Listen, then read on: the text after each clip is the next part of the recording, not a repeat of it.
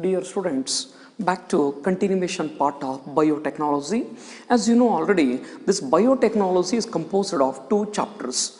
One is biotechnology principles and processes. Principles and processes. That first chapter will carry 6 marks. Second is biotechnology and its applications. Biotechnology and its applications. The chapter will carry 5 marks. Before switch over to this chapter, hereby I am requesting, don't prepare the chapter just based on the weightage. You have to take care of each and every line what they have mentioned in the new NCERT syllabus. Then only it is possible for you to score good marks in the NEET examination, or it may be an even KCET examination. Okay, now look over, dear students, biotechnology and its application. Biotechnology and its application. Biotechnology has made a marked contribution to human welfare in various fields. Biotechnology has made a marked contribution to human welfare in various fields like agriculture,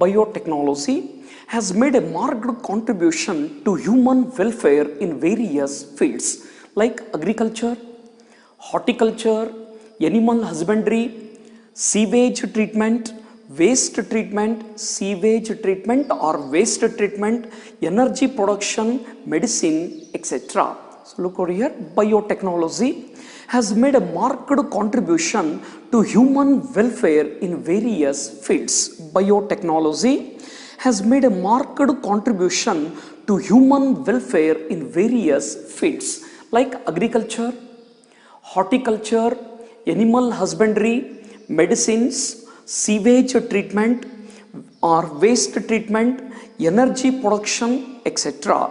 But here you are going to study only agriculture and medicine. Or for your syllabus, they have put forward only 2 points. One is agriculture, second is medicine. Before switch over to the applications of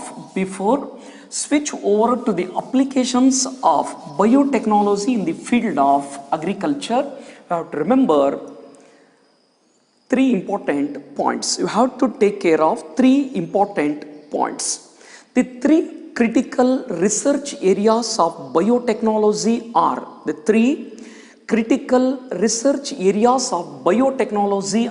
number 1, to supply best catalyst in the form of organisms with desired characteristics. First point, the 3 critical research areas of biotechnology are to provide the best catalyst in the form of organisms with desired characteristics. Desired means unique characteristics. To supply the best catalyst, it may be an microorganisms or it may be an enzymes. You know already, enzymes are biocatalyst which accelerates the biochemical reaction. Enzymes are biocatalyst which accelerates the biochemical reaction. You know already, microscopic organisms are microbes. They are not visible to the naked eyes. Microbes are not visible to the naked eyes. So they can be seen only with the help of microscope.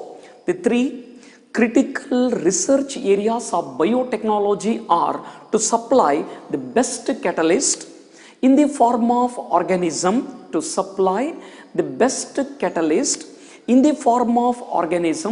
with desired characteristics or with special characteristics.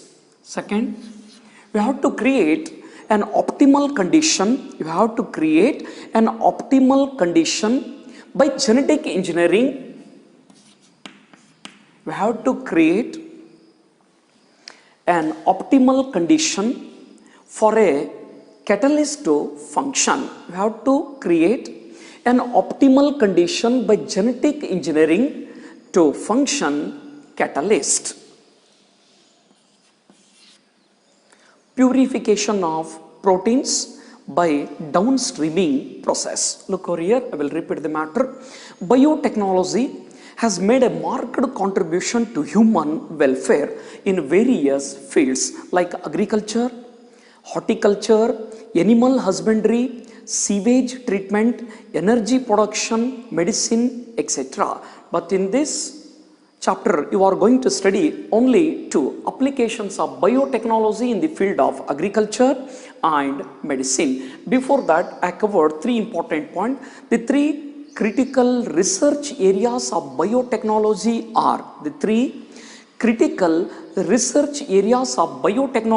are number one, to provide the best catalyst in the form of organisms with the desired characteristics. Second, we have to create an optimal condition by genetic engineering for the working of catalyst. Third, purification of protein by downstreaming process. Already in previous chapter of biotech, you have come across downstreaming process. That is the last step in recombinant DNA technology. The product is extracted or the product is isolated, then it is purified, followed by that it is mixed with the preservative before it is transported to market. Now look over applications of biotechnology in the field of agriculture. Applications of biotechnology in the field of agriculture.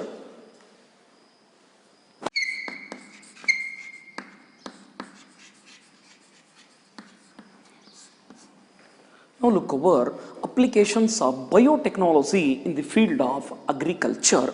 Applications of biotechnology in the field of agriculture. There are three options are there in front of you to increase the crop yield or crop production. There are three options are there in front of you to increase the crop production. Number one, agrochemical based agriculture.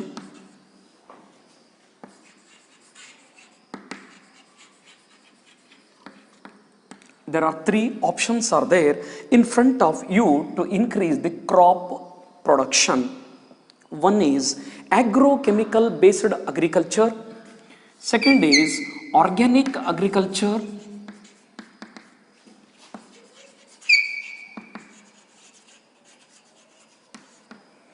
Third is genetically modified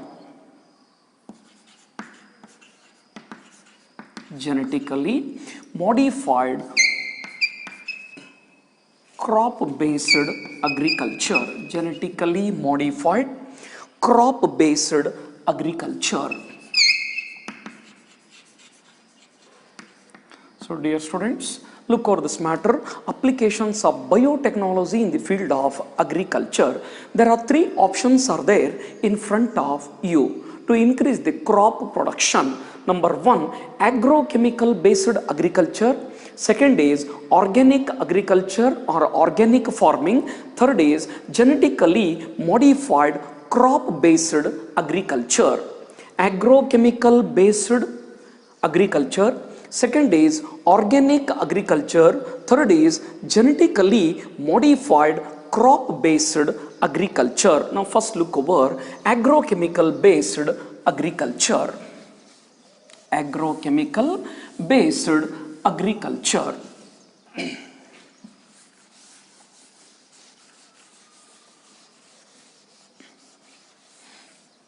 I hope that you remembered Dr. M.S. Swaminathan.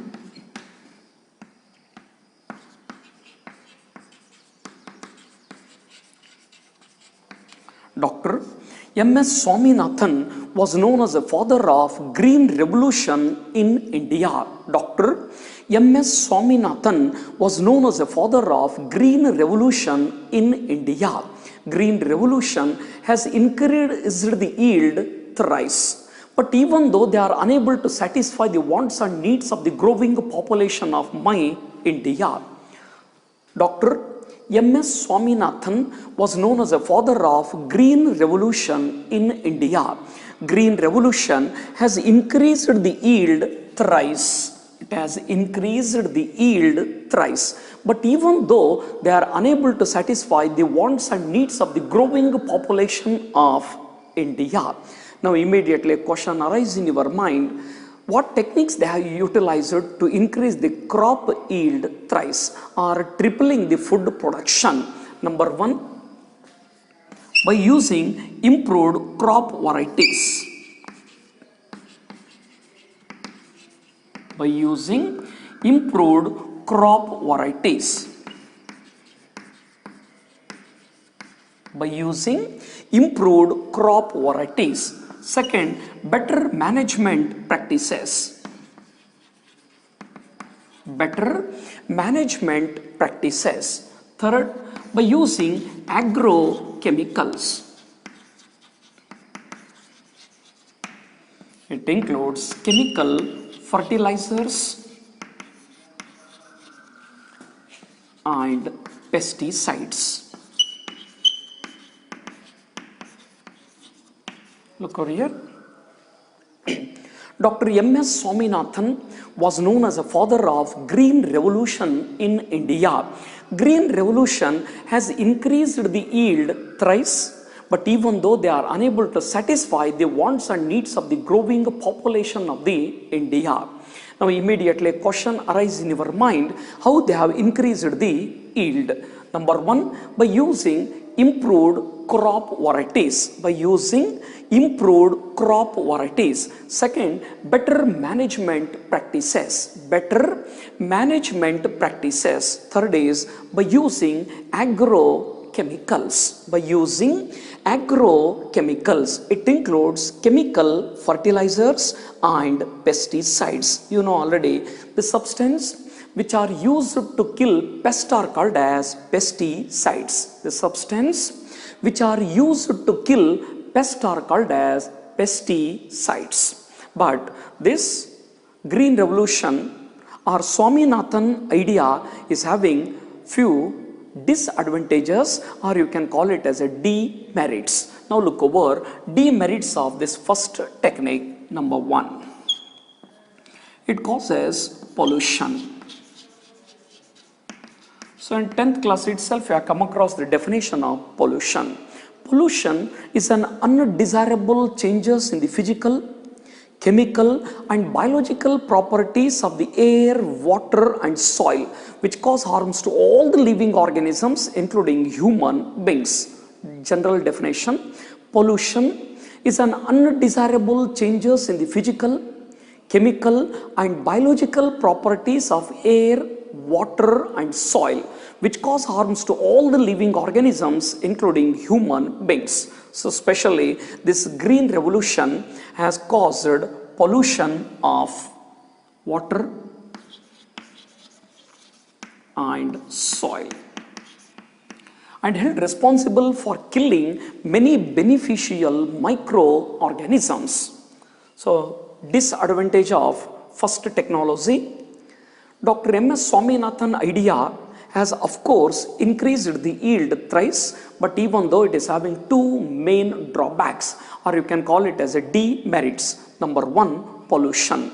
Pollution is an undesirable changes in the physical, chemical and biological properties of the air, water and soil, which cause harms to all the living organisms, including human. Second disadvantage, actually agrochemicals are more expensive. Agrochemicals are more expensive. As a result, every farmer cannot afford them. Second drawback or disadvantage, agrochemicals are more expensive. As a result, every farmer cannot afford them.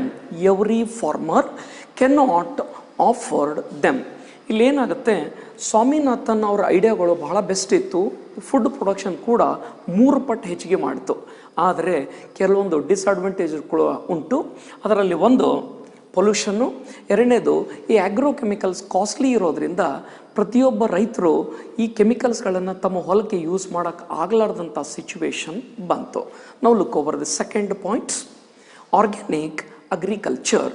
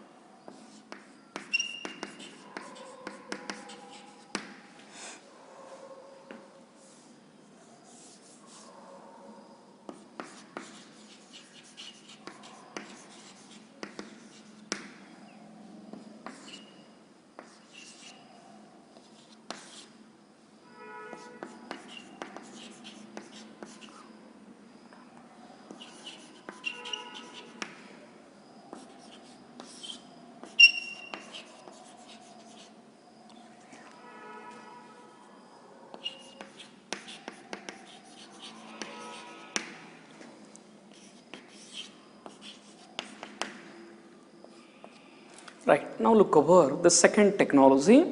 As already I covered, there are 3 options are there in front of you to increase the crop production. One is agrochemical based agriculture, second is organic agriculture, or you can call it as organic farming. In organic agriculture or organic farming, instead of agrochemicals, they are given preference for the manure, biofertilizers, biopesticides and biocontrol to increase the crop production. Look over here, second technique, organic agriculture.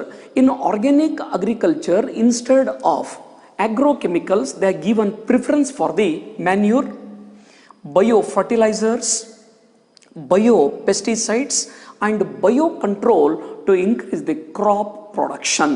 Biocontrol to increase the crop production. This technology has increased the yield but not up to an appreciable degree. It has increased the yield but not up to an appreciable degree. Now question arises, what is this biocontrol? So biocontrol means biological methods are used to control plant diseases. Biocontrol means biological methods are used to control plant diseases and pests. Biological methods are used to control plant diseases and pests. Okay, under that I will provide you examples. Biofertilizers. Example, Rhizobium bacteria, mycorrhizae, Rhizobium, mycorrhizae and cyanobacteria. Back to your lower classes, you have come across Rhizobium bacteria is having a symbiotic association with that of the leguminous plants. Mutualism means where both the partners will get benefit. Mutualism means where both the partners will get benefit. It is also called as symbiotic association. One such an example is root nodules of leguminous plant with that of the Rhizobium bacteria. Look over here, I am providing few examples for biofertilizers.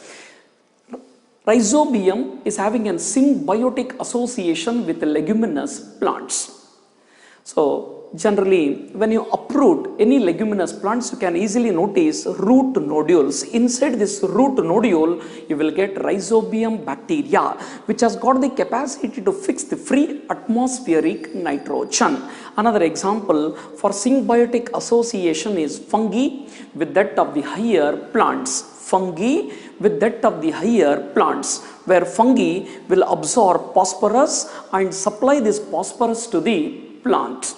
The plants which are having such a kind of association is having resistance to root-borne pathogens and also having resistance against salinity and drought. Look over here.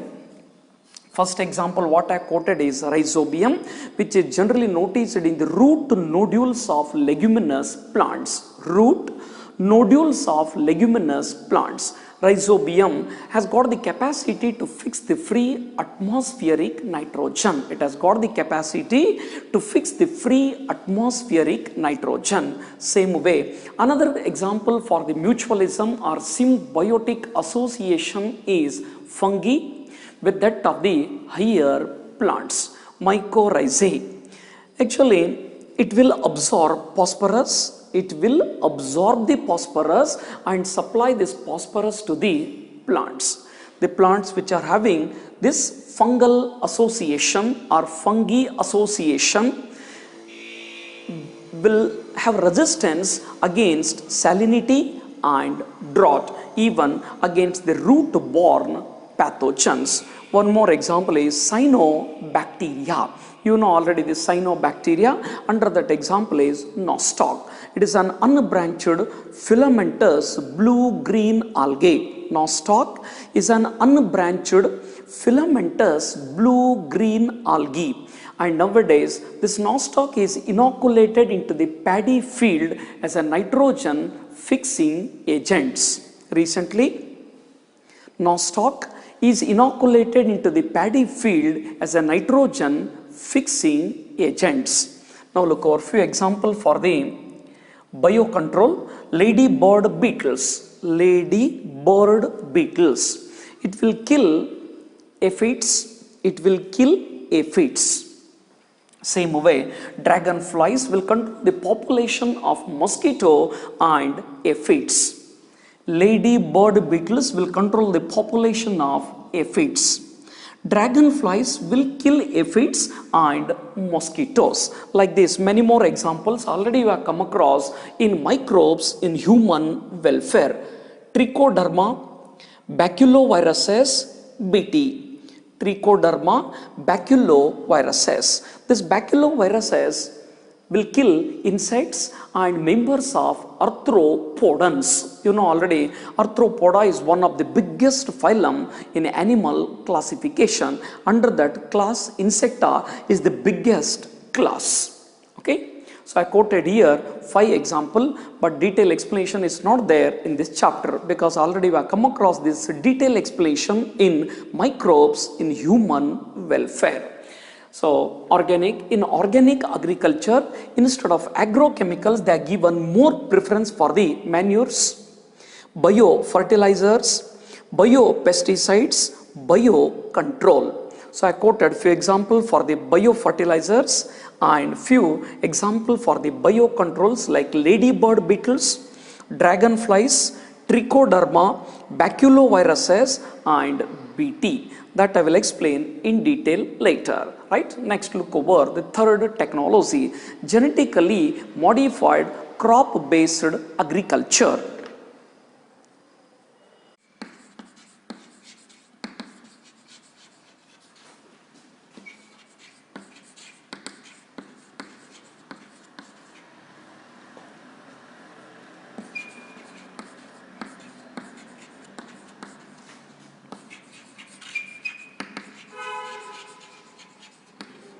Right, now look over the last technology, genetically engineered crop-based agriculture. Genetically engineered crop-based agriculture. An organism whose genes have been altered by manipulation is called as genetically modified organism.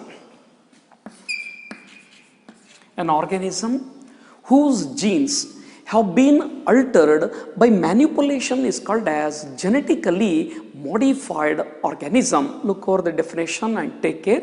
An organism whose genes have been altered by manipulation is called as genetically modified organism. Before switch over to the example for beneficial aspects of genetically modified crops, you have to remember 4 important points. For genetic modification of organism, you are in need of these 4 things.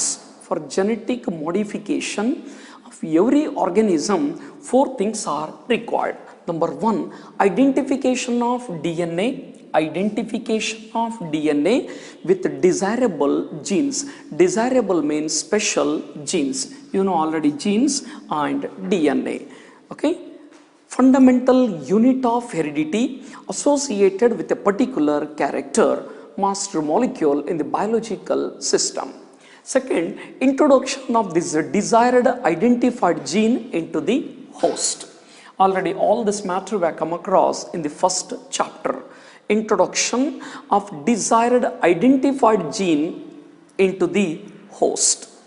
5 technologies I covered with respect to introducing the desired gene or DNA into the host.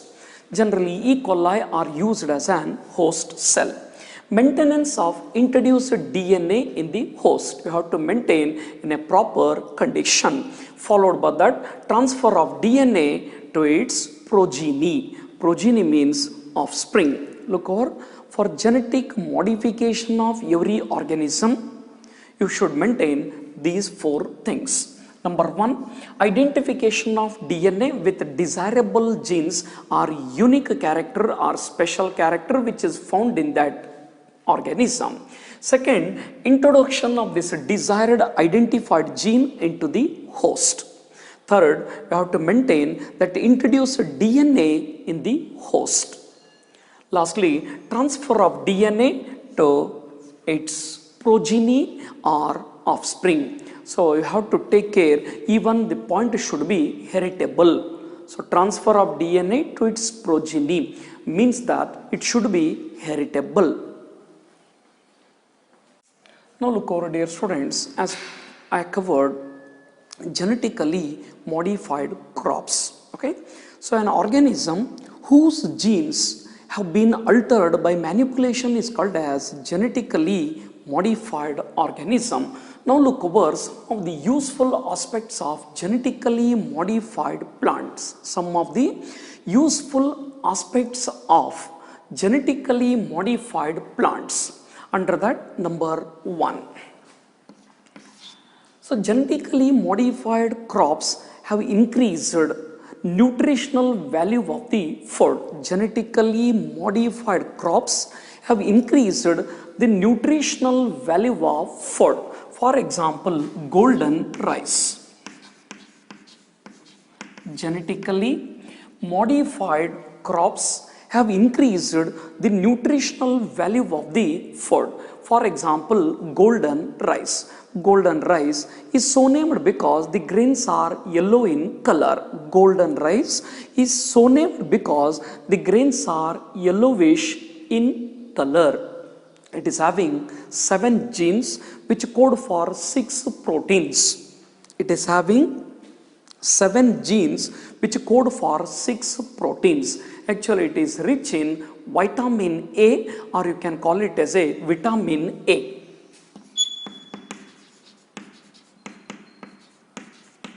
Golden rice is so named because the grains are yellow in color.